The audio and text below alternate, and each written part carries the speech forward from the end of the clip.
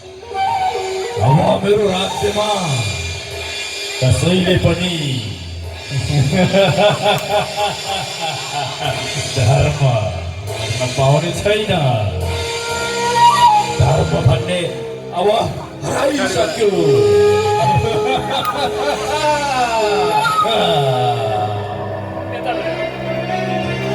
अब मेरो राज्यको वितरण गरेछ सबैतिर हेरेर जान्छु। अब हे प्रजा हो, कली आयो कली।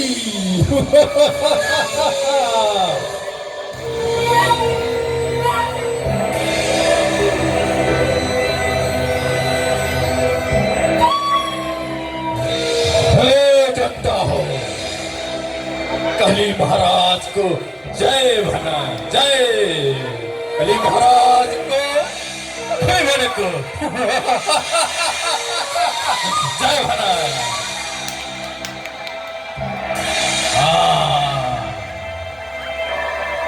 अब कसले गर्दो रहेछ धर्म कर्म हेर्दै जान्छु, हेर्दै जान्छु।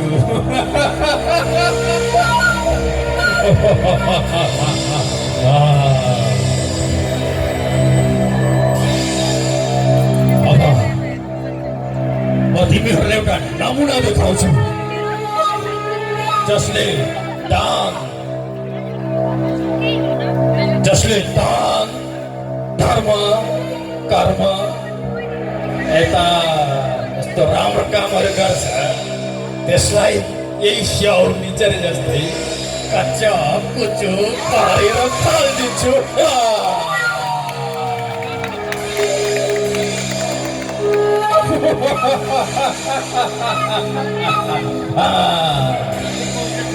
अब धर्मको सबै खुट्टा सुट्टा भाँचेर फालिदिन्छु। अब पृथ्वीमा केही पनि उत्पत्ति हुन दिन्न मैले।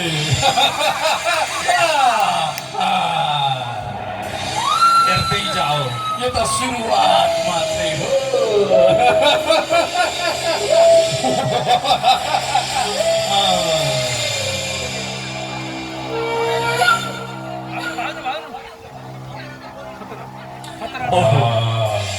ओहो, आज मैले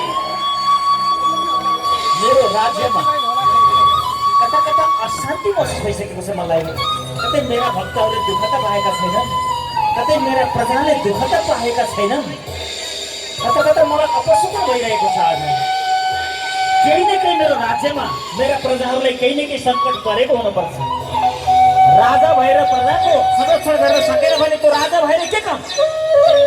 तसर्थ मैले आज मेरा सम्पूर्ण प्रजाहरूलाई भेट्नुपर्छ।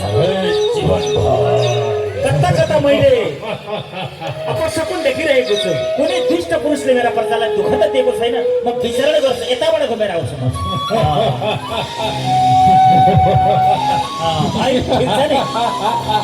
कसैले दुःख त दिएको छैन। बुवा, हजुरलाई दुःख त भएको छैन? अङ्कल, हजुरलाई? ल ठिक छ। राजा परीक्षितको राज्यमा कसैले दुःख पाउनुहुन्न। यो राजा परीक्षितको शासन हो। जय होस्। के आवाज सुन्दैछु म?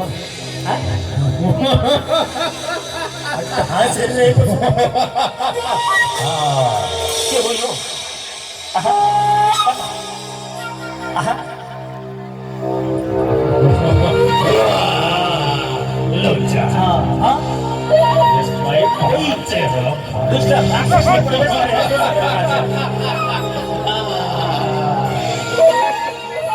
कलीको राज्य सुरु भयो।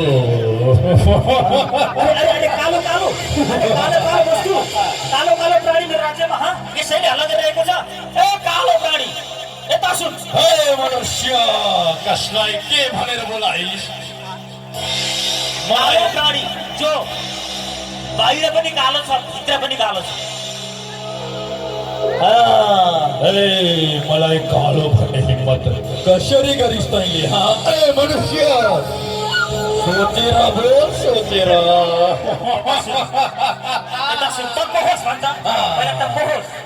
कली हो कली। अच्छा कली। हाँ, जब आयो कली कली आएपछि धर्मको खली बने।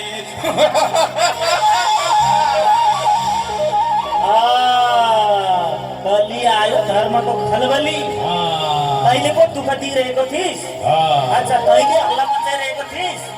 अच्छा तैँले धर्म कर्म गर्नुहुन्न, राम्रो काम गर्नुहुन्न, चिच्याउने त होस्। मैं हो अब कसको हिम्मत। हिम्मत त तैँले अहिले भर्खरै देखिन्छस् कली। जबसम्म राजा परीक्षित यो राज्यमा रहन्छ तब जसले पनि यहाँका प्रजालाई दुःख दिने दुस्साहस गर्छ त्यसको नाम मिसाइदिने जो हो त्यही हो राजा परीक्षित, बुझिस्? जब मनुष्य मेरो अगाडि ठट्टा नगर हे मनुष्य। कली हो चिनेर राख। जब भगवान श्री कृष्णको धाम गमन भयो त्यस पछाडि मेरो राज्य सुरु भयो मेरो। कान खोलेर सुन मेरा कुरा। तैँले जुन श्री कृष्णको स्वर्ग गमन भयो, वैकुण्ठ गमन भयो अनि मलाई कसरी केही गर्न सक्दैन भनेको छस्। म पनि राजा परीक्षित हुन्। जुन राजा परीक्षितलाई भगवान श्रीकृष्णले गर्भमा नै संरक्षण गरेका थिए। तैँले बुझेको छैनस् कली। जबसम्म परीक्षित रहन्छ तबसम्म कलीको कुनै प्रभाव पर्ने छैन, म हुन दिने छैन। यो मेरो वचनबद्ध हो।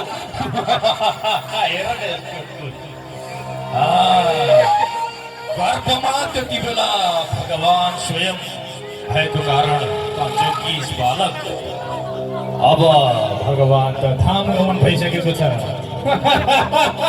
कसले जोगाउँछ तँलाई? कसले? दुष्ट बलि, धेरै कुरा गरिसकिस्। अब म यो भन्दा धेरै कुरा सुन्न सक्दिनँ। त जस्ता दुष्टलाई धेरैलाई मैले तह लगाइसकेँ। मेरो राज्यमा मेरा प्रजाले एकजनाले पनि दुःख पायो भने म त्यसको जरैदेखि उखालेर फ्याँक्नेछु। राजा परीक्षित हुँ, बुझिस्? धेरै नखोक भाइ, कति आयु लिएर आएको छ तेरो यत्रो घमण्ड छ? कति छ तेरो आयु त भन् त? अच्छा आयुको घमण्ड गर्छस्? सुन, मेरो आयु सुन्न चाहन्छस्? मेरो आयु सुन्न चाहन्छस्?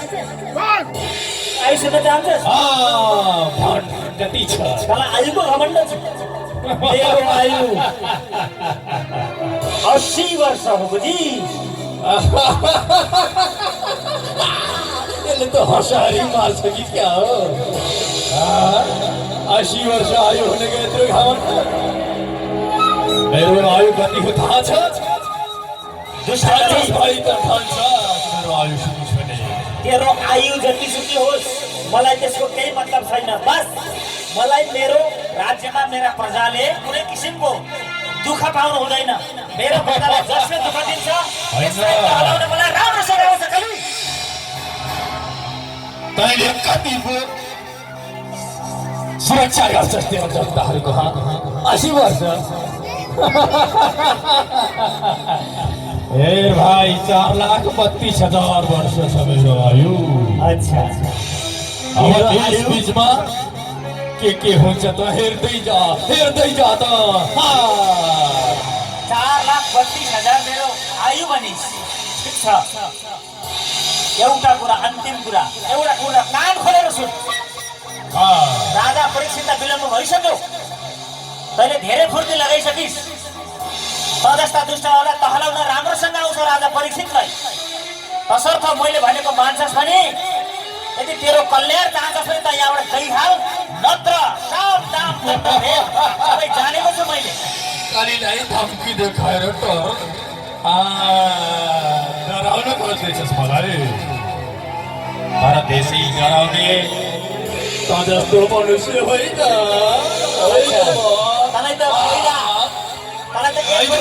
कसेर लाउनु पर्ने मान्छे रहेछ। युद्ध गर्न आइज भाइ, युद्ध जसले जित्छ युद्ध गर्ने ठिक भनिस्। त जस्तालाई सम्झाएर हुँदैन। त जस्तालाई त युद्ध गरेर दरसँग सिटेपछि मात्रै ठाउँमा आउँछ। आइज कहिले आइज आइज युद्ध गर्न आइज। यही दरबारले टुक्रा जाबो मनुष्य मलाई हतियार छैन त जस्तो यति त सक्छ नि तपाईँले हतियार फालेर आइज दिनुहोस् न ठिक छ हतियारको सहाराले केही जित्नु परेको पनि छैन भने त जस्तो मनुष्यलाई एउटै हातले कन्याको चुप पारेर फालिदिन्छु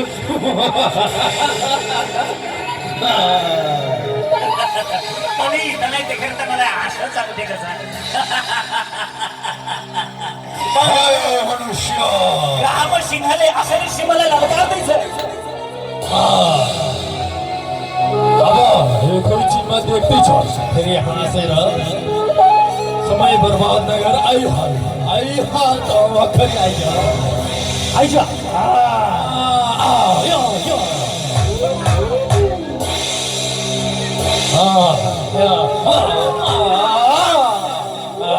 यो हो कलिको पावर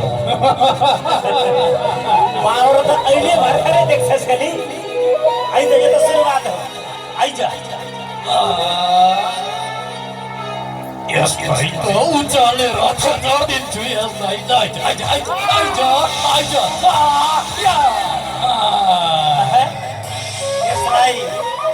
यसलाई यो तरिकाले हुन्छ जय श्री कृष्ण कलिसँग आइज फेरि आइज गर्ने त जगतमा उखालेर यसलाई हातले हानेको कच्चा कुछ पारिसक्छ मलाई उचाल्दैछ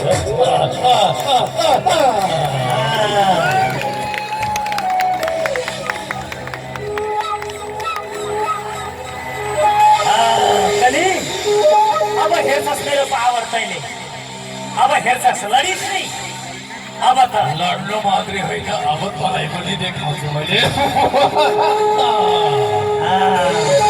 अब मेरो वज्र तैँले देख्नेछस् कली आइज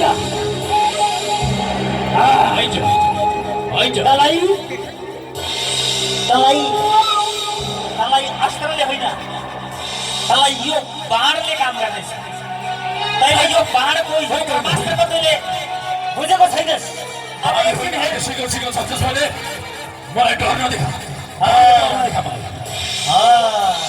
हेर्दै जा ओम नमो भगवते वासुदेवाय श्री कृष्ण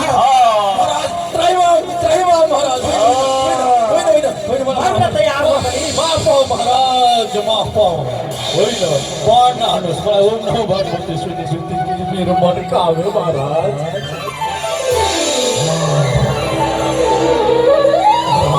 ता जस्तो दुष्ट मलाई माफ गर्नुहोस् महाराज ता जस्तो दुष्ट भुल भयो मेरो राज्यमा बस्न लायक छैनस् कहिले त यहाँबाट निस्किहाल तेरो यसैमा भलाइ छ पत्रलाई मारिदिने ठिक छ शरणमा परेकालाई राजा परीक्षितले कदापि मरण गर्ने छैन शरणमा परेकालाई त्यसले क्षमा गर्ने छैन राजा परीक्षितको गुण हो तर त जस्तो दुष्ट कली मेरो राज्यमा भयो भने मेरा प्रजाले दुःख पाउनेछ तसर्थ त यो राज्यबाट निस्किहाल तेरो यसैमा भलाइ छ कली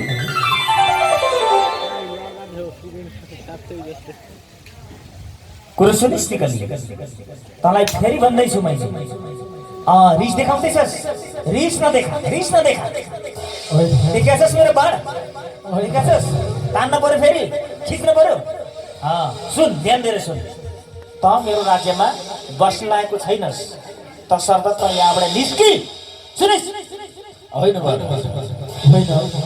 ममा एउटा गुण रहेको छ कसैको एउटा विशेष मलाई नथाहा अच्छा तेरो गुण मलाई त सुनेर हाँसो कति त जस्तो दुष्ट बाहिरबाट पनि कालो भित्रबाट पनि कालो यस्तो पुरुषको डरलाग्दो पुरुषको भने गुण हुन्छ होइन महाराज मेरो एउटा गुण छ सोध्नुहोस् त सही के हो गुण थियो अच्छा गुण भनेको छ यसले के गुण रहेछ त्यसो फेरि सोधिहाल अच्छा भन् तेरो गुण के छ भन् यत्फलं नास्ति तपसा न योगेन समाधिना तत्फलं लभते सम्यक् कलौ केशव चेतनात् महाराज यो मेरो युगमा जय श्री कृष्ण बडा मिठो कुरो सुनाए तप गर्दा पाउने, ध्यान गर्दा पाउने, दान गर्दा पाउने फल केवल हरिनाम संकीर्तन गर्दा, भगवान श्री कृष्णको कीर्तन गर्दा प्राप्त हुन्छ महाराज। त्यो विशेष गुणमा ममा रहेको छ। 12 वर्ष तपस्या गर्नु पर्दैन, अब हजारौँ वर्ष तपस्या गर्नु पर्दैन महाराज। ओहो, बडा हृदय स्पर्शी कुरो सुनाए यसका लिए। तसर्थ महाराज एउटा राम्रो ठाउँ दिनुहोस्। ठिक छ, त उठ। हस् महाराज। मेरो रिस धेरै शान्त भइसक्यो कली। तैँले जुन कुरा गरिस् नि, मलाई मेरो भगवानको याद आयो, मलाई त्यो प्रभुको याद आयो जसले मलाई गर्भमा नै दर्शन दिएको थियो। शङ्ख चक्र गदा पद्मधारी मेरो बालकृष्ण, उसको याद आयो। म दुर्बल भएँ। म तैँले जे भनिस् त्यो कुरोबाट अत्यन्त प्रसन्न भएँ। म तँलाई एउटा राम्रो कुरा अवश्य दिन्छु कली, भन्।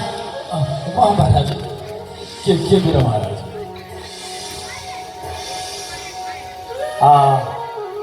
ठिक छ, तैँले मलाई अत्यन्त राम्रो गुण रहेछ। तैँले मेरो प्रभुको नाम लिने बित्तिकै म प्रसन्न भएँ। ठिक छ, तँलाई एउटा राम्रो ठाउँ दिन्छु। सुन। हजुर महाराज। सुन। अब सुन। ओहो,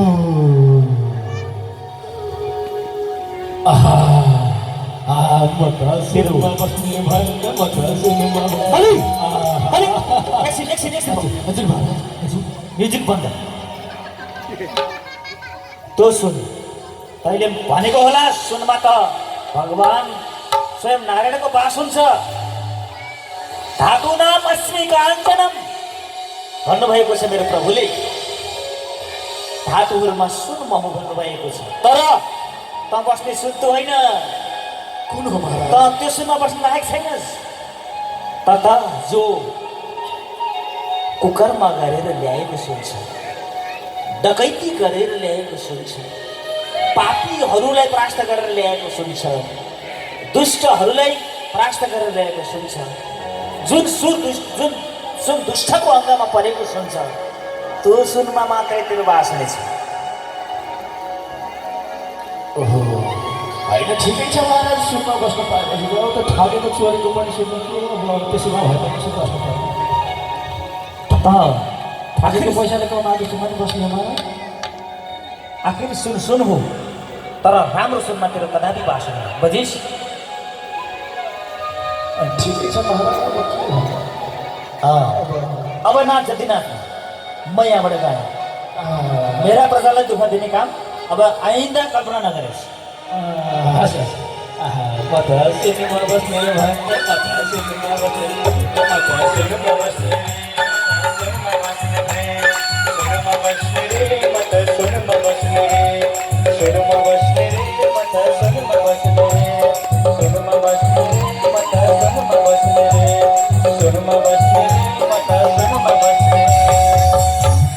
परीक्षित महाराज को सच्चिदानंद भगवान को आज राजा परीक्षितले कलीलाई सुनमा बास दिनुभयो। अब केही समय पछाडिको कुरा हो। आज राजा परीक्षितलाई